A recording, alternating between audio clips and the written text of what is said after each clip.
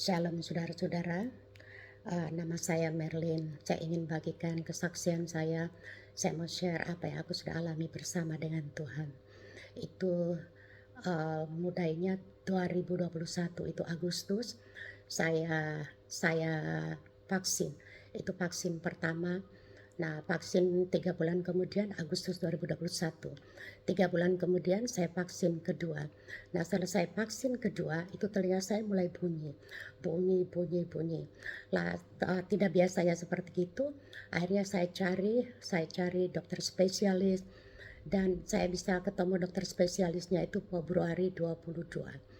Nah, sebelum saya pergi ke dokter spesialis, saya harus scan dulu. Saya harus scan, kemudian saya bawa hasilnya, saya berikan kepada dokter spesialis. Dan dokternya udah tahu kalau kemudian langsung dibiopsi. Nah, setelah sudah dibiopsi, selesai biopsi, aku pulang, dia bilang begini, nanti saya akan beritahu, dia bilang hasilnya nanti. Besoknya saya itu doa. Saya bilang begini, Tuhan, uh, adik saya kau bawa pulang, kau sudah bawa pulang adik saya, aku bilang gitu. Karena biasanya kalau saya sebelum saya doa itu jadi kebiasaan saya ngobrol dulu sama Tuhan. Jadi saya katakan bahwa adik saya kau bawa pulang, itu Desember 2022, adik saya meninggal. Tanpa saya sadari atau tanpa saya menginginkan, ternyata ada jawaban. Tuhan itu jawabnya itu begini, dan Tuhan itu bicara itu keras sekali di sini di hati saya. Jadi Tuhan itu bilang begini, berikutnya kamu. Nah, setiap kalau Tuhan bicara itu kepada kita itu tidak pernah kalau bahasanya itu terlalu panjang atau bertele-tele. Tuhan selalu bicara singkat tapi kita mengerti. Waktu aku dengar itu, respon hati saya sukacita, damai sejahtera. Aku bilang begini, oh ya Tuhan, aku langsung tahu bahwa aku mau dibawa pulang. Aku langsung bilang begini, Tuhan, aku hidup untuk Tuhan, aku mati juga untuk Tuhan. Jadi gak ada pilihan, no choice. Udah. Kemudian saya pada berapa hari kemudian, 3 hari kemudian, dokternya itu telepon saya. Tapi waktu itu saya juga berpikir begini, gimana caranya Tuhan bawa aku pulang, saya ini tidak sakit, tidak ada sakit apa-apa, aku bilang gitu. Waktu dokternya telepon saya, dia katakan gini, ternyata dia bilang Anda itu divonis cancer, dan cancernya itu sudah stadium 3. Kemudian saya bilang begini, dokter, yang ada di leher saya 2 menyebelah ini ada benjolan, itu apa? Dokter bilang itu sudah menyebar. Loh, saya bilang begini, aduh dokter, baru 3 bulan habis suntik kok sudah menyebar. Ya udah, tapi dia bilang begini, nggak usah khawatir, saya akan berikan kepada para kolegaku nanti. Kemudian tapi pada waktu saya dengar kalau saya kena cancer itu, saya juga respon hati saya tetap biasa, ya tetap sukacita, tidak berubah. Cuma satu hal yang muncul dalam hati saya, terus terang, saya malu sekali. Karena begini, dulu 30 tahun yang lalu waktu saya di Indonesia, saya sering bantu pelayanan pelepasan gitu. Nah, biasanya yang pimpin itu selalu bilang begini, hati-hati ya, kalau yang kita layani itu nanti dia kena cancer, kamu perhatikan kalau kena cancer atau itu tandanya dia itu kepahitan atau tidak bisa ngampuni. Jadi itu yang ada dalam ingatan saya. Jadi aku betul-betul malu. Aku bilang, Tuhan, aku malu.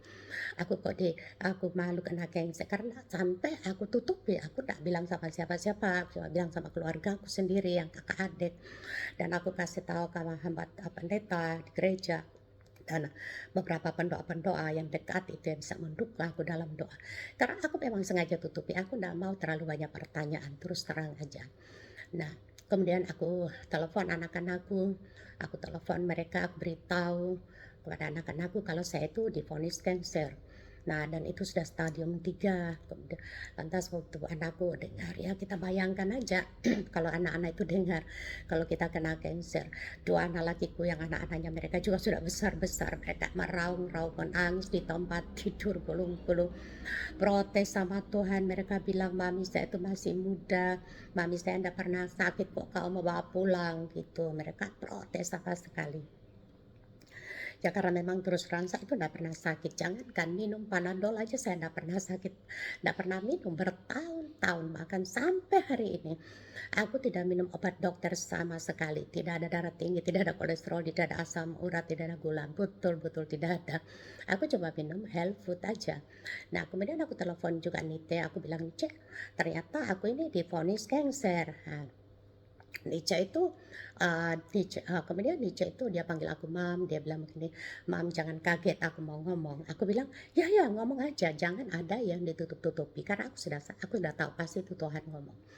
Kemudian dia bilang, "Satu satu hari sebelum kita ketemuan, satu hari sebelum kita ketemuan, eee kita ketemuan, karena kami ketemuan itu bulan November 2021. Dia bilang, "Sebelum kita ketemuan, kita waktu itu Covid itu agak reda.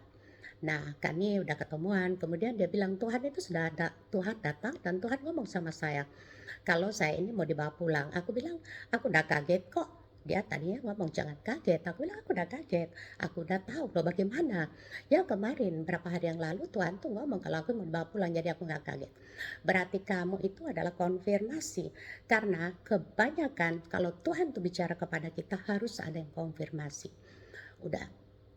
Akhirnya para, rumah sakit mentelepon saya, dan itu Februari ya, dan Maret langsung saya harus ketemu dokternya, dan dokternya harus putuskan saya Maret harus saya di treatment. Jadi, di kemoterapi dulu. Nah itu di Saint Vincent Hospital, dan itu enggak terlalu jauh dari tempat saya bekerja, karena sampai sekarang pun saya masih kerja. Umur saya 71 tahun ya, saya masih kerja. Jadi kerjaan saya itu menjemput anak-anak autism, aku jemput mereka di sekolah dan aku drop ke sekolah setiap hari. Jadi Senin sampai, Jumat, itu kerjaan saya. Nah, pada waktu saya harus, kemoterapi atau di-treatment, jadi mereka mengatur waktu saya supaya saya masih tetap bisa kerja. Jadi kemudian semula saya di kemoterapi. Pada waktu di kemoterapi ya tidak ada rasa apa-apa juga, tidak ada efek sampingan, tidak ada, pokoknya tidak ada, cuma rambut saya rontok. Dan rontok kemudian tumbuh rambut saya ini jadinya keriting-keriting. Tadinya rambut saya lurus, lurus sekali. Nah, begitu dia tumbuh jadi keriting-keriting rambut saya. Jadi ini hasil dari cancer ini, rambut saya ini made in cancer. Nah, kemudian, bulan Juni saya mulai, dokter sudah panggil saya dan dia katakan kita harus segera untuk radioterapi atau namanya radiasi. Karena kanker saya ini ada di hidung yang paling dalam itu, dan itu tidak bisa dioperasi, tidak bisa dijamah. Jadi satu-satunya untuk menghancurkan, untuk membunuh kanker itu dengan lewat harus diradiasi. Itu dibuatkan kayak helm gitu, jadi helm tapi ada lubang-lubangnya kecil, jadi setiap kalau aku harus datang terlentang begini, dan itu ditaruh di sana jadi itu kayak sinar gitu, itu dia ini, dia dia nem seper ya dia seperti caranya kayak gitu. Nah itu harus 7 minggu, 7 minggu itu Monday to Friday. Nah itu saya lakukan, jadi saya antar anak-anak dulu baru saya ke sana saya, radioterapi. Nah itu mulainya itu bulan Juni, Juli. Jadi karena itu, 7 minggu jadi itu hampir 2 bulan gitu. Nah, saya mulai minggu minggu pertama, minggu kedua, minggu ketiga, minggu keempat, minggu kelima. Minggu kelima sudah mulai ini leher saya ini sudah mulai luka. Sudah mulai seperti ya ingat toh kan radiasi itu kan dibakar toh. Jadi ini sudah mulai luka di leher saya. Jadi bukan cuma hanya leher, bukan hanya luar aja yang luka, tapi dalamnya juga luka.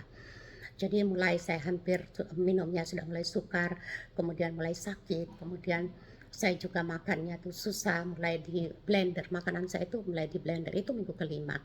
Kemudian saya telepon seorang hamba Tuhan yang luar biasa, dia seorang ibu gembala di Palembang. Dan karena dia pernah mengalami yang sama, dia beritahu sama saya bahwa untuk telan ludah ada sakitnya luar biasa, telan ludah. Kemudian saya ngomong sama Tuhan, "Tuhan, eh, ternyata katanya Ibu Gembala juga saya mengucap syukur dia banyak berdoa buat saya. Untuk telan ludah aja Tuhan bilang itu tuh Ibu Gembala bilang, "Sakit sekali Tuhan. Apakah ada pengurangan sakit? Apakah ada dispensasi?" Tuhan langsung jawab, "Tidak ada dispensasi, tidak ada pengurangan. Jalanin aja, hadapi aja." Udah saya bilang, "Ya Tuhan benar, tapi satu hal Tuhan yang aku minta kepadamu, janji-Mu." Aku minta janji aku Bapa, satu hal adalah sukacita, damai sejahtera, kebaikan-Mu, kasih-Mu. Bahkan aku bilang, eee, kasih-Mu Tuhan tuh melebur aku, kasih-Mu melebur aku Tuhan. Dan juga cintamu itu, gelora cintamu itu menggulung aku, dan itu bukan cuma sekali, berulang-ulang itu. Sampai aku mabok, aku bilang, kalau aku sudah mabok, yang ada dalam pikiranku hanya Yesus, dalam hatiku hanya Yesus, dalam perkataanku hanya Yesus. Dan itu betul-betul terjadi dalam hidupku. Jadi selama sakit itu, aku terus sukacita, tidak ada perasaan yang apalagi mau komplain, sukacita mengalir itu di hati saya. Oh, dan sampai dokter-dokter itu parah heran, karena mereka lihat sudah parah itu, karena sudah minggu ke-6 itu udah lukanya itu sudah mulai kayak leher ini kayak sudah mulai menutup begini ya. Sehingga kita masukkan makanan itu ke dalam itu rasanya susah sekali. Rasanya saya mau keselak, saya mau kayak mau keluar saya. Ah, dan terus tapi sekali lagi, sukacita itu terus mengalir sampai dokter ya itu sampai heran, sampai mereka itu bilang sama Joyce, "Aduh mama kamu ini gimana?" Mereka sampai tanya aku, "Kak, aku tahu kalau ini sakit, tapi kita tidak bisa nutup-tutupi. Mereka bisa lihat dari wajah kita, dari penampilan raut muka kita, saya tetap sukacita. Memang sakit-sakit, tapi sukacita itu terus mengalir." Itu yang apa namanya, itu yang ada dalam, hidup saya. Dan sampai nurse-nya itu sampai bilang, "Wow, you are amazing," dia bilang, karena aku selalu bilang, "Oh Tuhan itu baik, Tuhan itu baik." Pokoknya aku bicara tentang semuanya baik dan Tuhan itu menolong saya, Dia adalah Tuhan yang baik, aku bilang begini, "He is a good God," aku bilang begini. Wah, luar biasa. Jadi aku ngomong terus tentang, aku saksikan bagaimana Tuhan itu, terus menolong aku, menopang aku dalam keadaan seperti saya sakit ini. Dan buat aku ini bukan sesuatu, tapi ini ya saya bilang, "Itu untuk baik bagi saya bilang gitu, "Itu pengalaman buat saya, ini didikan buat saya bilang gitu sama nurse-nya. Dan ini saya tidak pernah rasa kayak betul-betul merasa bahwa kenapa saya kena cancer, itu tidak ada. Nah, kemudian minggu ketujuh itu minggu ke-6, minggu ketujuh saya betul-betul udah benar-benar itu lah seperti parah betul-betul. Minggu ketujuh itu kebetulan sekolahan saya itu libur, sekolah saya libur. Jadi jadi sekolah saya itu libur, jadi 2 liburnya 2 minggu. Jadi saya bisa libur, saya nggak jemput anak-anak. Nah saya, kemudian minggu ketujuh itu saya Senin, Selasa, Rabu, Kamis, dokternya itu bilang begini, "Nggak usah pulang rumah." Karena dia lihat saya sudah sangat parah dan saya harus langsung ke rumah sakit. Nah, jadi aku harus terlentang waktu itu, dokternya bilang, "Tiduran aja, nggak perlu kamu pulang rumah. Lantas nanti orang-orang rumah sakit itu akan jemput kamu." Saya sempat bilang begini, "Dokter, aku jalan, aku masih bisa karena perasa masih kuat." Betul-betul aku ndak rasa lemah, aku ndak rasa capek, enggak, biasa. Cuma susut sudah badanku, dia tahu. Nah, kemudian waktu akhirnya saya diterlentangkan di tempat tidur, saya tidur dan mereka sudah mulai lobangi di sini di perut saya ini dekat, eee, mereka sudah mulai lobangi seperti satu pipa kecil untuk memasukkan morfin. Jadi mereka sudah mulai masukkan morfin di dalam, di ini mereka sudah masukkan morfin. Nah, setiap 3 jam mereka masukkan morfin. Dan saya rasakan tak apa-apa itu, morfinnya juga dimasukkan, ya saya nggak rasa kalau ada sesuatu yang masuk, enggak, tetap aja sakitnya sama. Nah, kemudian sore hari mereka jemput saya, dari rumah sakit jemput saya.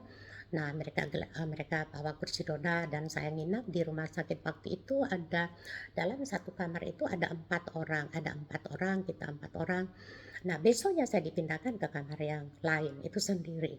Nah, 3 hari kemudian saya dipindahkan di kamar atas, paling atas sekali, dan itu katanya nurse-nya sih itu kelas 1 katanya, dan memang bagus.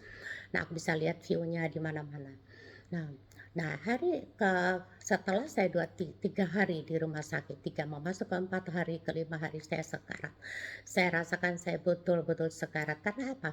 Semua dalam pikiran saya itu nggak ingat apa-apa, betul-betul nggak ingat, dan betul-betul saya rasakan tubuh saya ini parah. tetapi sekali lagi sukacita Yesus baik itu ada dalam hati saya.